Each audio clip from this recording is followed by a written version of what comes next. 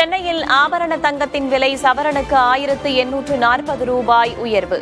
ஒரு சவரன் தங்கம் 1,09,280 ரூபாய்க்கு விற்பனை.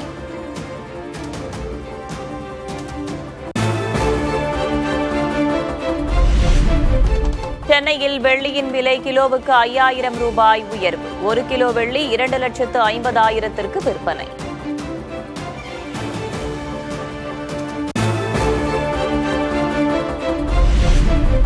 சிலிண்டர் தட்டுப்பாட்டை சமாளிக்க மின்சார அடுப்புக்கு மாறும் சிறு உணவகங்கள். மின்சார இயந்திரத்தில் வடை சுட்டு வாடிக்கையாளர்களை கவரும் வியாபாரி.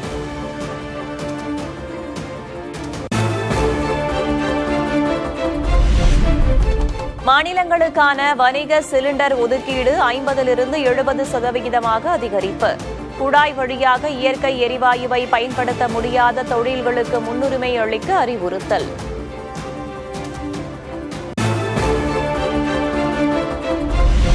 இந்தியாவில் உரங்களுக்கு எந்த தட்டுப்பாடும் இல்லை என்று மத்திய அரசு விளக்கம். போதிய அளவு கையிருப்பு உள்ளதால் விவசாயிகள் அச்சமடைய வேண்டாம் என்று மத்திய அமைச்சர் நட்டா பதில்.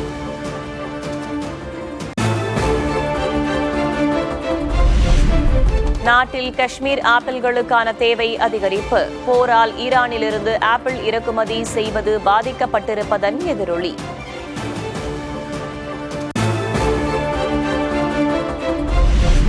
மேற்காசிய போரின் தாக்கம் குறித்து மாநில முதல்வர்களுடன் பிரதமர் மோடி ஆலோசனை. ஒன்றிணைந்து செயல்பட்டால் இக்கட்டான சூழலை கடந்துவிட முடியும் என அறிவுறுத்தல்.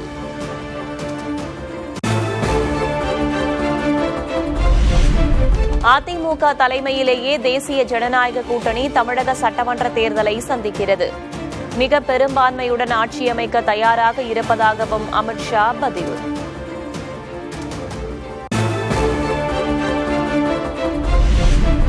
திமுக வேட்பாளர் பட்டியல் நேற்று வெளியாகும் என எதிர்பார்க்கப்பட்ட நிலையில் தாமதம். முதல்வரும் திமுக தலைவருமான மு.க. ஸ்டாலின் இன்று வெளியிடுவார் என எதிர்பார்ப்பு.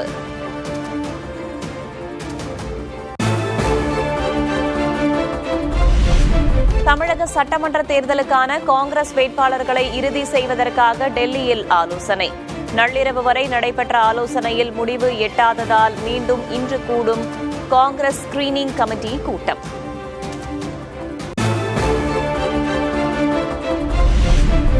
காங்கிரஸ் தொகுதி தேர்வில் வெளிப்படைத்தன்மை இல்லை என்று அக்கட்சியின் எம்பி ஜோதிமணி குற்றச்சாட்டு. பொறுப்பாளர்களும் மாநில தலைவரும் மட்டுமே கட்சி அல்ல என்றும் விமர்சனம்.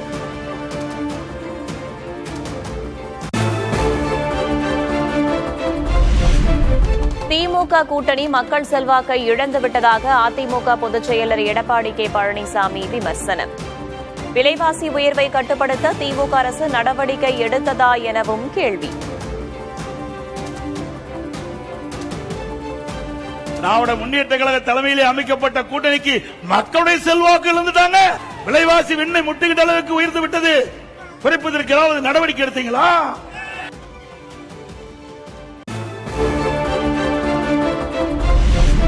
அதிமுகவில் இதுவரை 42 புதுமுகங்கள் போட்டியிட வாய்ப்பு. சட்டமன்ற தேர்தலில் களம் காணும் 17 அதிமுக பெண் வேட்பாளர்கள்.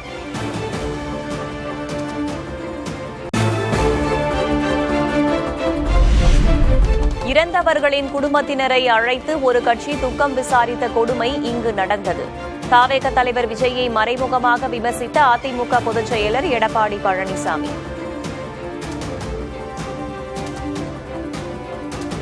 கொடுமை பாருங்க, நாட்டுடைய கொடுமை தலையெழுத்த பாருங்க. எதுக்காக இருந்தாங்க, ஏன் இருந்தாங்க, அந்த குடும்பத்தை இங்க வரவழைச்சு அனுதாபம் சொல்றாங்களா?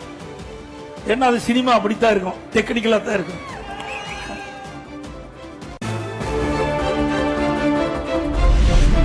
தாவேகாவுடன் கூட்டணிக்கு எந்த முயற்சியும் செய்யவில்லை என்று டைம்ஸ் நவ் உச்சி மாநாட்டில் மத்திய உள்துறை அமைச்சர் அமித்ஷா திட்டவட்டம்.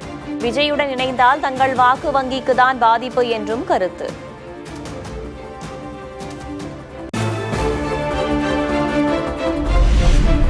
சென்னை பெரம்பூரில் இன்று தாவேகா தலைவர் விஜயின் பரப்புரைக்கு அனுமதி மறுப்பு. மாற்று இடம் கோரி விண்ணப்பிக்க தாவேகாவுக்கு காவல்துறையினர் அறிவுறுத்தல்.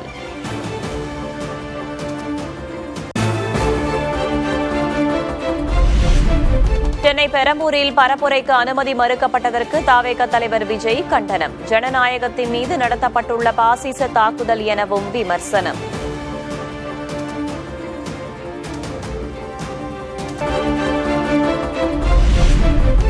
நாளை வெளியாகிறது தவேக வேட்பாளர் பட்டியல். வேட்பாளர்களை அறிமுகப்படுத்துகிறார் தவேக தலைவர் விஜய்.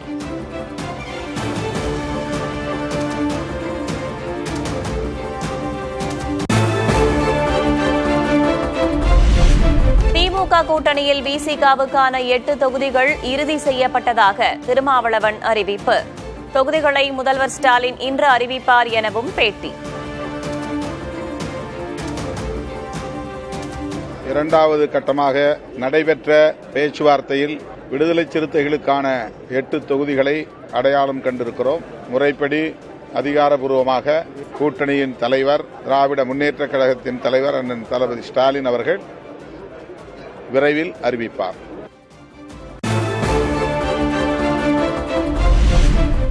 அதிமுக கூட்டணியில் இடம்பெற்றுள்ள சிங்கத்தமிழர் முன்னேற்றக் கழகம் மண்ணச்சநல்லூர் தொகுதியில் போட்டி. இரட்டை இலை சின்னத்தில் போட்டியிடுவதாக அறிவிப்பு.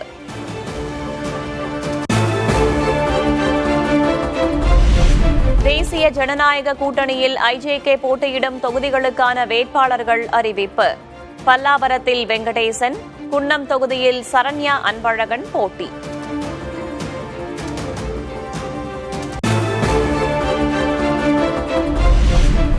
இரட்டை இலை சின்னத்தில் இந்திய ஜனநாயக கட்சி போட்டியிடும். ஐஜேகே நிறுவனர் பாரிவேந்தர், கட்சியின் தலைவர் ரவி பச்சமுத்து ஆகியோர் கூட்டாக அறிவிப்பு.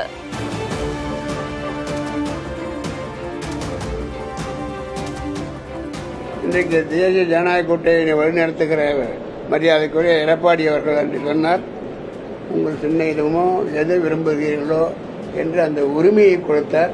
நாங்கள் இரட்டையில் போட்டியிடுகிறோம் என்று சொன்னோம். தாராளமாக செய்யுங்கள் என்று அனுமதியும் கொடுத்திருக்கிறார்.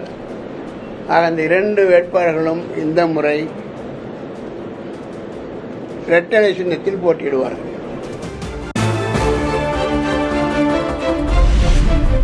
தாமரை சின்னத்தில் தமிழ் மாநில காங்கிரஸ் போட்டியிடுவது ஏன்? சைக்கிள் சின்னம் கிடைக்காததால் கூட்டணி கட்சியான பாஜகவின் சின்னத்திலேயே களமிறங்குவதாக ஜி.கே. வாசன் விளக்கம். இந்த சட்டமன்ற தேர்தலிலே எங்களுக்கு டெக்னிக்கலி எலெக்ஷன் கமிஷன் மூலம் சைக்கிள் சின்னம் கிடைக்காத சூழலிலே நான் நேரடியாக கூட்டணியிலே இருக்கிற பாரதிய ஜனதா கட்சியினுடைய தாமரை சின்னத்திலே போட்டியிடுகிறேன். இதுதான் உண்மை நிலை.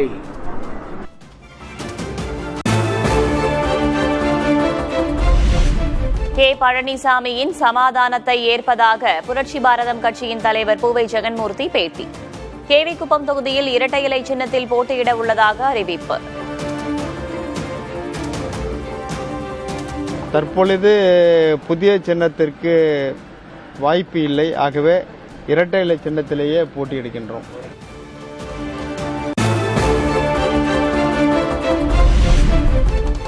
தேர்தலில் தனித்து போட்டியிடப் போவதாக கிருஷ்ணசாமி அறிவிப்பு. 60 முதல் 70 தொகுதிகள் வரை புதிய தமிழகம் கட்சி போட்டியிடும் என பேட்டி.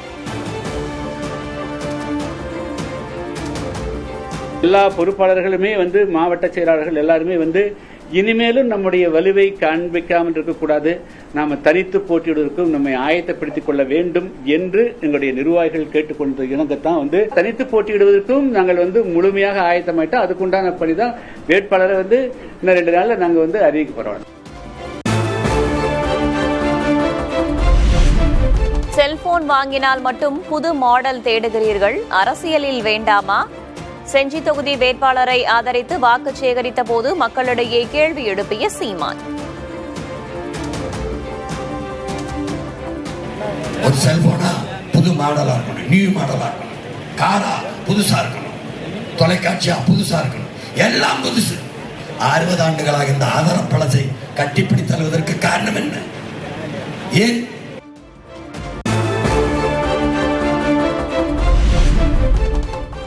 தொகுதி மாறும் பாஜக மாநில தலைவர் நயினா நாகேந்திரன்.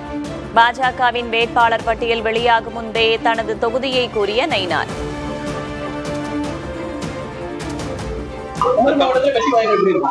நிச்சயமாக அனைத்து தொகுதிகளிலும் தேசிய ஜனநாயக கூட்டணி நிச்சயமாக. நான் சாத்தூர்ல போட்டிடுறேன்.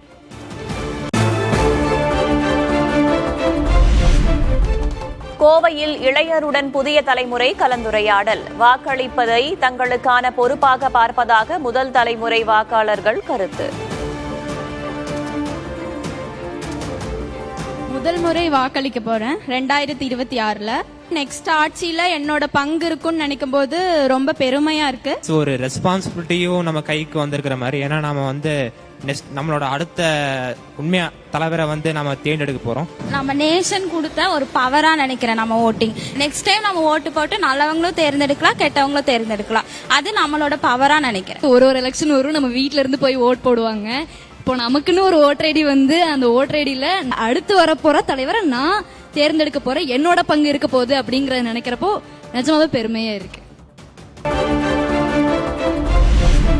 தமிழ்நாட்டில் சட்டமன்ற தேர்தல் நடைபெறும் ஏப்ரல் 23ஆம் தேதி பொது விடுமுறை. தமிழ்நாடு அரசு அறிவிப்பு.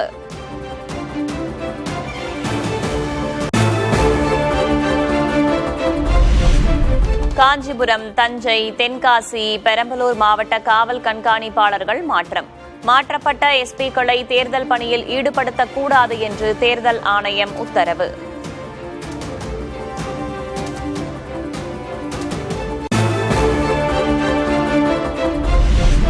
கடலுக்கு அடியில் நடந்த வாக்காளர் விழிப்புணர்வு நிகழ்ச்சி. சட்டமன்ற தேர்தலையொட்டி சென்னை மாவட்ட தேர்தல் அலுவலர் சார்பில் நூதன ஏற்பாடு. வங்கி விதிமுறைகளில் RBI கொண்டு வந்துள்ள புதிய மாற்றங்கள் ஏப்ரல் 1 முதல் அமல். ATMல் மாதம் ஒன்றுக்கு 5 முறைக்கு மேல் பணம் எடுத்தால் ஒரு பரிவர்த்தனைக்கு 23 ரூபாய் கட்டணத்துடன் GSTயும் சேர்த்து வசூலிக்க முடிவு.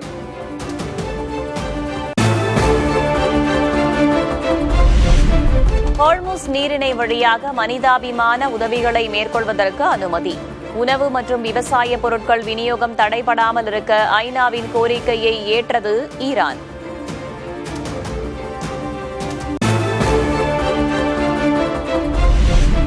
இஸ்ரேல் மீது ஈரான் தொடர்ந்து கொத்துக்குண்டுகளை வீசி தாக்குதல். மத்திய இஸ்ரேல் பகுதியில் கட்டடங்கள், வாகனங்கள் சேதம்.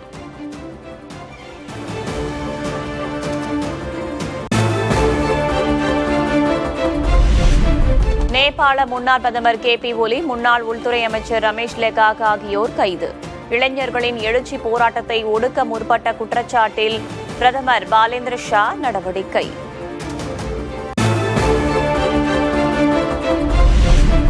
பிரபல கோல்ஃப் விளையாட்டு வீரர் டைகர் வுட்ஸ் கைது. போதையில் அதிவேகமாக காரை ஓட்டி விபத்து ஏற்படுத்திய புகாரில் நடவடிக்கை.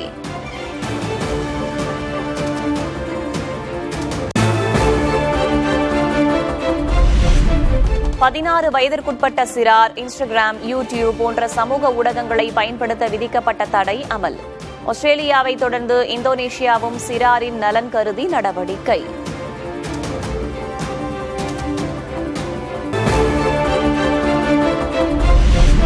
IPL கிரிக்கெட் திருவிழா இன்று தொடக்கம். முதல் ஆட்டத்தில் பெங்களூரு மற்றும் ஹைதராபாத் அணிகள் பல பரீட்சை.